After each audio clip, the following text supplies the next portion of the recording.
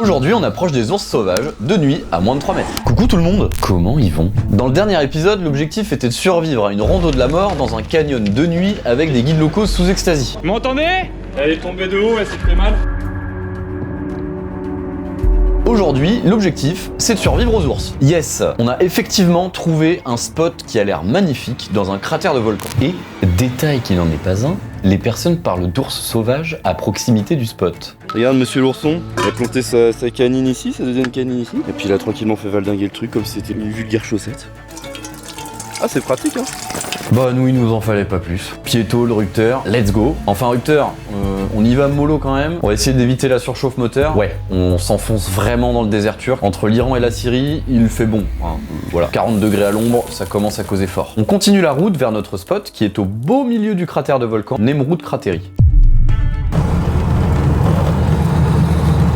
Bon là il est tranquillement 5h, quasiment 5h30 du mat. Donc théoriquement là on va sur un spot dans un cratère de volcan avec un lac et apparemment il y a des ours donc on va essayer de veiller cette nuit pour en voir, donc on va pas beaucoup dormir non plus. On va voir Papa Ours tranquillement.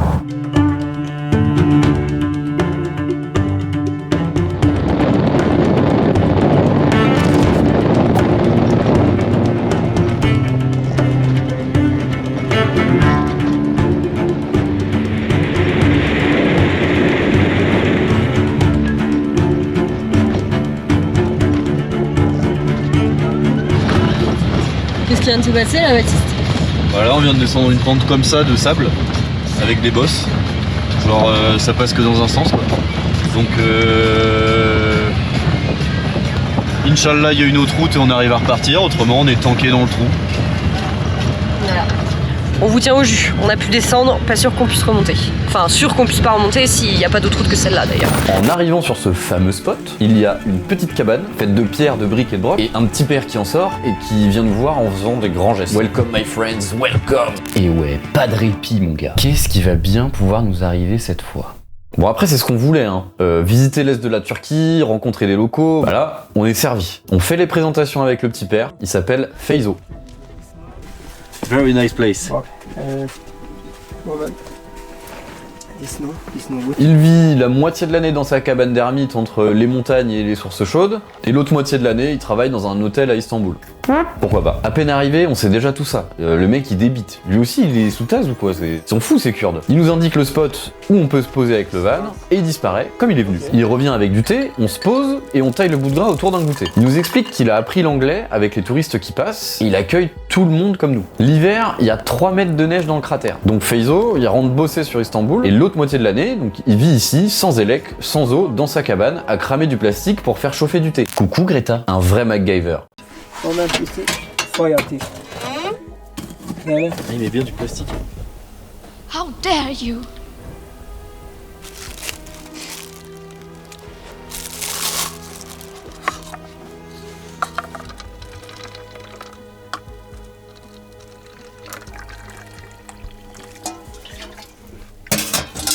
Et comme tu peux te l'imaginer, on arrive vite à parler des ours. Ok.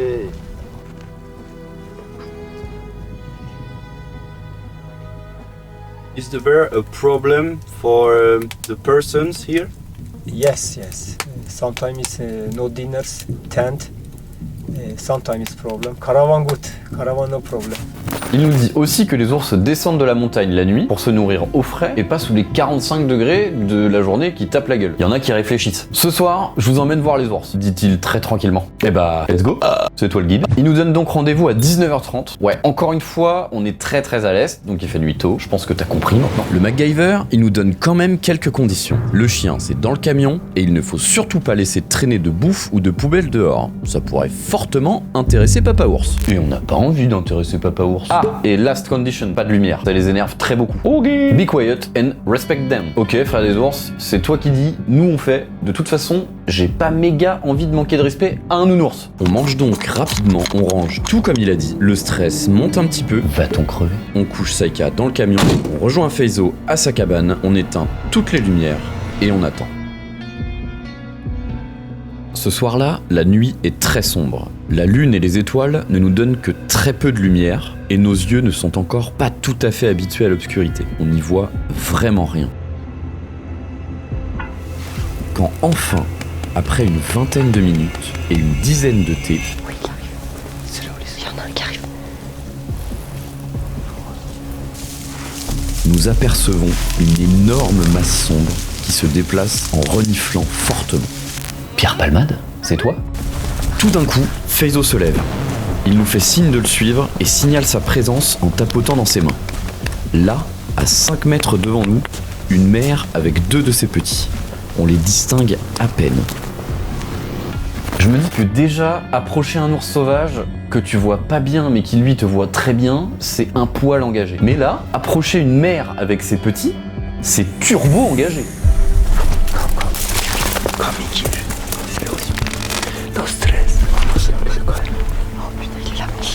Putain, j'aurais dû laisser la GoPro, ça, No problem. Vidéo.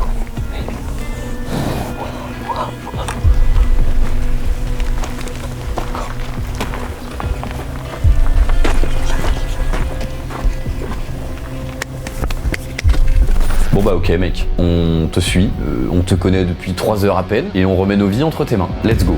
On se rapproche donc doucement des ours. Ils sont en train de manger des baies dans les arbustes. Maman ours est debout pour accéder aux fruits les plus hauts.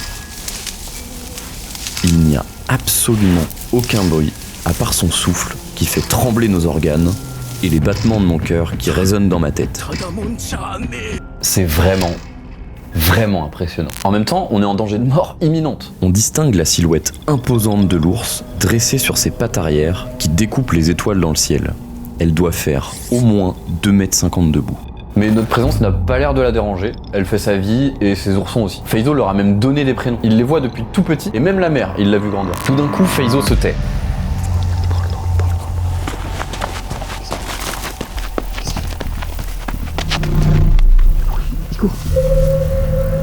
Ouais, on n'était pas les seuls sur le spot. C'est un couple d'Allemands qui apparemment avait envie de se faire découper par les ours. Donc Feizo va les allumer, eux aussi. Pendant ce temps-là, nous, on est toujours à 3 mètres de maman ours et de ses petits. Et j'ai la merveilleuse idée de repenser à la réponse de Feizo quand je lui ai demandé si c'était dangereux qu'on aille voir des ours. Et qui m'a répondu: Non, aucun risque si je suis avec vous. Et là, t'es pas là, mec.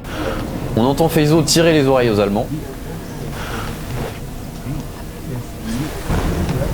La lampe s'éteint, Feizo revient. Ouf.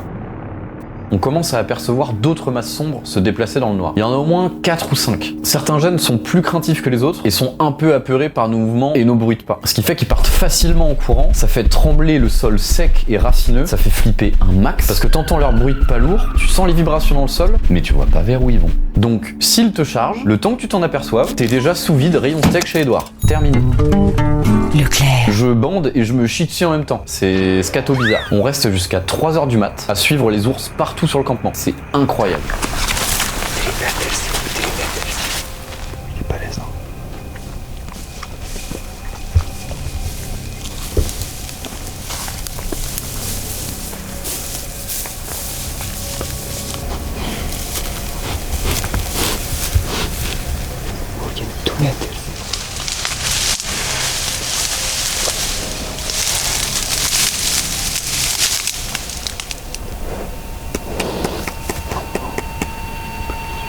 Au bout d'un moment, on va se coucher. Demain, l'objectif, c'est de filmer, malgré le fait qu'il n'y ait pas le droit d'utiliser de lampe. Ça va être chaud. On occupe donc la journée du lendemain comme on peut, en attendant le moment fatidique.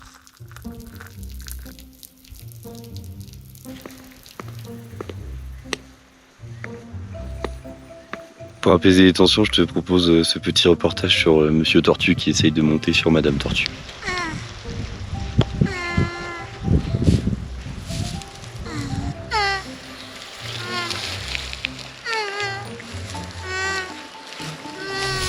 Après cette expérience, ma foi, fort enrichissante, j'essaye de travailler le Feizo pour réussir à filmer le soir. Je demande si vraiment c'est dangereux d'allumer une lumière genre 30 secondes pour réussir à avoir des images de ses frères. Et je sens que ça le fait chier que j'ai pas d'image d'ours. Toi aussi ça t'emmerde. Dis-le. Ça t'emmerde. T'inquiète. patiente un peu, on n'est pas sur TikTok. Ouais, le Feizo, il aime bien les caméras et il veut montrer à tout le monde son mode de vie proche de la nature et des ours. Tellement qu'il propose à Morgan de poser nu dans les sources chaudes pour lui faire de la pub et attirer les touristes au Feizo spot. Maybe go to France aussi. Ok, Faisons comme ça. Morgan, come. What you want? yeah. I am Morgan video. Ok, I am inside. Quel coquin ce Feizo. Ça nous a bien fait marrer. Du coup, on l'a fait. Non. Bref, je continue de le cuisiner pour allumer une lampe 30 secondes. Il me dit ok, lampe maybe ok, maybe no problem. Le maybe, il me fait très peur. Mais let's go, sinon on reste plus chaud. L'après-midi passe. Le soir venu, on répète rigoureusement la même opération que la veille.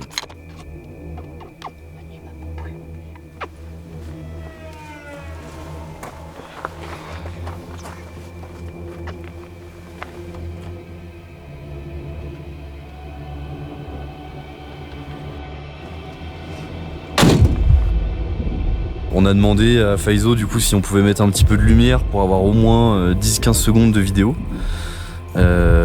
Parce que la lumière, ils aiment pas trop ça les ours. Ils s'énervent, ils câblent en fait avec la lumière. Donc je te fais pas de dessin, t'as pas envie de faire câbler un ours. On va essayer de faire ça le plus smart possible ce soir avec notre ami Feizo. On vous tient au jus. Bon bah voilà les appâts pour les nounours, de la pastèque et du pain. Donc on va faire en sorte de mettre ça vraiment très près de nous, comme ça les nounours ils vont venir. Le plan c'est qu'on leur met une lumière dans la gueule pendant 10 secondes, on espère qu'on se fait pas graille et on espère que les images rendent pas trop mal. Voilà. Et cette fois, on va attendre les ours sur un petit promontoire rocheux juste à côté du van. Une fois en position, je jette les appâts en contrebas.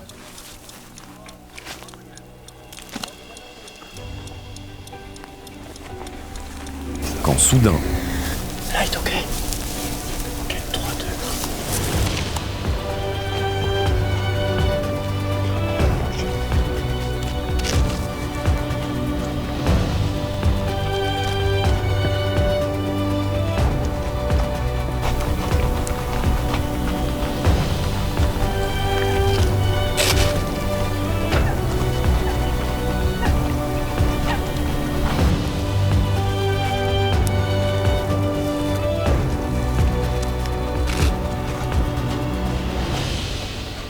C'est un mâle âgé de 4 ans, selon Feizo. Il l'a lui aussi vu naître et grandir. Il l'a même nommé Nemrut. Très mignon, Nemrut.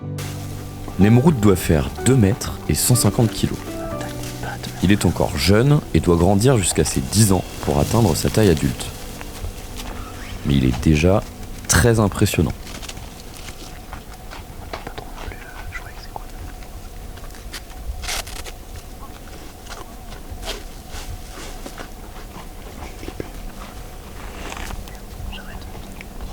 Je me réjouis déjà d'avoir réussi à choper des images. Mais je décide de ne pas en rester là. On m'a toujours dit que la gourmandise était un vilain défaut. C'était peut-être le coup de trop. Pour choper quelques petites images en plus, je décide de laisser ma GoPro en mode timelapse. Pour avoir des images des étoiles qui bougent, je la pose sur une pierre juste à côté de nos affaires et du camion. Et on part suivre les autres ours avec Feizo et Morgan. Au bout d'un moment, je prends la confiance, on se sépare. Je vois un ours et je décide de le suivre doucement. Morgan et Feizo sont juste derrière le camion à observer la mère et ses 2 petits oursons qui sont revenus. Je suis environ à 4 mètres du camion, de l'autre côté, et je vois ma caméra grâce au clignotement lumineux rouge du rec. À un moment, je perds l'ours de vue. Je décide d'arrêter de bouger pour ne pas être surpris ou le surprendre. Je m'accroupis donc en balayant l'horizon du regard, mais rien. L'ours a disparu. En même temps, pareil qu'hier, la lune n'est pas levée et on voit vraiment que dalle. Quand soudain, je pose mon regard vers où j'ai laissé la caméra, mais plus de lumière rouge. Ça fait donc un tour dans ma tête, il y a 2 explications possibles. Soit la caméra s'est coupée, mais la batterie était pleine, soit j'ai retrouvé Nounours. Il est là, à 3 mètres, entre la caméra et moi. Et il est arrivé en mode Splinter Cell. Je l'ai pas entendu arriver du tout.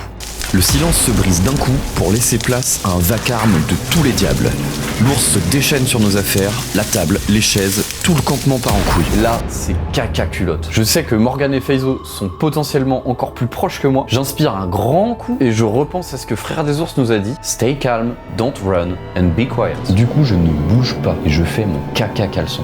L'ours rugit, les affaires volent, le sol tremble, l'ours court, mais je ne sais pas dans quelle direction. Je finis de remplir ma culotte silencieusement quand je réalise finalement que le bruit décroît et qu'il s'éloigne. Waouh. Le flip. Je marche doucement pour retrouver Feizo et Morgan. Eux aussi, ils ont flippé. Enfin, Feizo rigole. Il adore ça, ce con. Je leur explique que je pense que c'est à cause de la lumière rouge de la GoPro que l'ours a pété un câble. On souffle tous un grand coup. J'ai les genoux qui applaudissent. Assez d'émotions pour ce soir. On fait une bise au Feizo. C'est d'accord pour un 20e thé. Et au dodo. On a évidemment pas pris le risque d'allumer une lumière pour rassembler les affaires et la caméra qui ont valdingué. On laisse tout ça en plan et on va mettre la viande dans le torchon. Le lendemain matin, on réalise visuellement l'ampleur du bordel qui nous a foutu. Tout est en branle. Je vais ramasser la GoPro, elle n'a miraculeusement rien. Le micro est par contre absent. Il a pris son indépendance. Je le trouve quelques mètres plus loin et il y a des trous de chicot dessus, mais il s'allume. Voilà le passage de l'ours.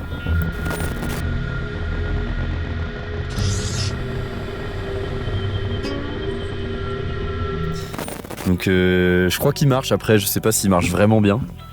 Et genre la bonnette elle a dégagé, j'avais pas réussi à l'enlever la bonnette. Hein. Bah lui il a réussi. Et en dessous la cage elle était un peu cabossée et tout, mais normalement rien de cassé donc Inch'Allah, on va voir. Sur le moment je pensais pas qu'il marcherait encore, et pourtant si, le voilà. Et normalement tu peux voir les petits bouts de dents. Il marche encore parfaitement, et c'est d'ailleurs avec que j'ai enregistré les premières vidéos et toutes les voix off. Rod, c'est du solide. Ours approved. On range le campement, on ramasse le bidon d'eau, qui s'est aussi mangé un bon gros coup de croc de papa ours. Une vraie passoire, le bordel. Il a fait un espèce de trou de balle dans le bidon de 15 litres. D'eau potable évidemment, sinon c'est pas drôle. Hop là! Ah c'est pratique hein. On finit de tout ramasser, on paye le petit déj à Feizo en le remerciant de nous avoir fait vivre ces dingueries. Il nous paye son 110e thé et le temps des adieux est venu. On pack tout, on lui claque une grosse bise et on décolle. On n'est pas encore arrivé au point le plus à l'est, Tatvan, et le lac juste à côté, Nemrut Golou. Là-bas, il y a un spot qu'on veut aller voir. Mais avant ça, on sait même pas encore si on va réussir à sortir du cratère. Pour rappel, on est arrivé par une piste de sable en descente, lancée comme des chevreuils sur Red Bull. Impossible de passer par là pour le retour. Donc s'il n'y a pas d'itinéraire bis, on deviendra frère des ours, nous aussi. Alors rendez-vous au prochain épisode, les Kurdes n'ont pas fini de nous faire rêver, crois-moi, les rencontres, c'est pas fini, loin de là. Il nous reste plein de cartouches. T'auras remarqué que ça fait quand même un moment que j'ai pas sorti de vidéo. Comme je le dis quasi à chaque fois, le fait de tout faire soi-même, ça prend un temps monstre. Donc si tu veux soutenir le travail et me permettre de consacrer plus de temps à l'édition des vidéos et d'en sortir plus souvent, plus régulièrement, j'ai créé une cagnotte. Tu peux trouver le lien dans la description de la vidéo. Et t'es pas obligé de mettre des sommes folles, t'es même pas obligé de mettre du tout. Déjà, un like, un commentaire, c'est incroyable. Si en plus tu peux me mettre le caviar et juste 1 euro, c'est l'Amérique. Prenez soin de vous. Des gros bisous!